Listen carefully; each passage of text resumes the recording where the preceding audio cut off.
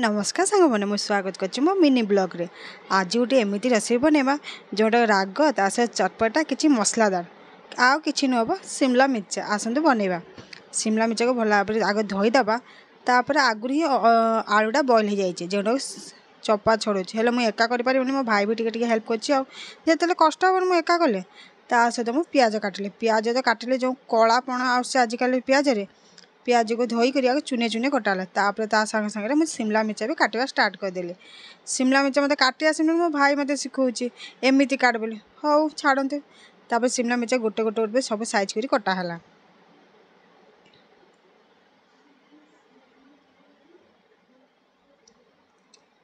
तापर आसतु आलू मसला करवा आलू प्रथम पियाज पकईदबा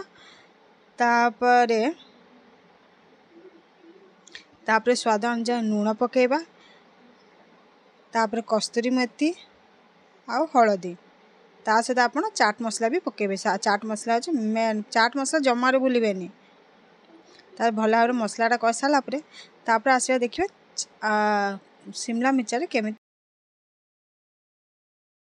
तापर शिमला मिर्चा भल भाव आलूटा को भर्ती करा गोटे पर गोटे एमती सब भर्ती करेंगे।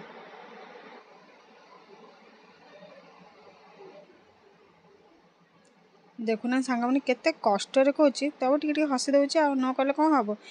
तापर शिमला मिर्चा सब मसला भर्ती कर सारापर आसतु बेसन रेडी करवा।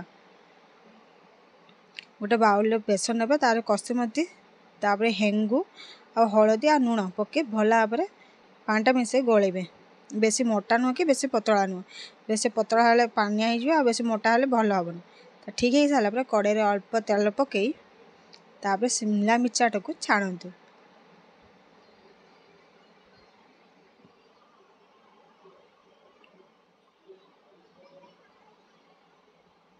भल भाव छाणवे जमी अल्प जाल ही छाणवे जोटा कि बेसी पड़ोनी ना भितर थी शिमला मिर्चा सीझीबनी आ मजा भी लगे से अल्प निआरे छाणवे ता सहित टी उल्टा पल्टा भी करदे मझी मझे।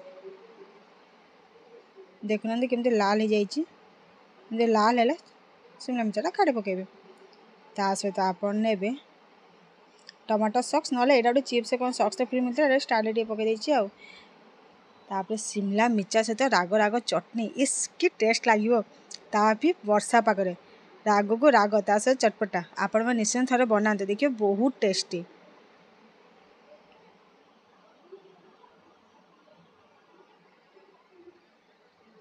जदि हाँ आगे जदि वीडियोटा भल लगे लाइक एंड सब्सक्राइब जमारे करने को भूलते। जय जगन्नाथ।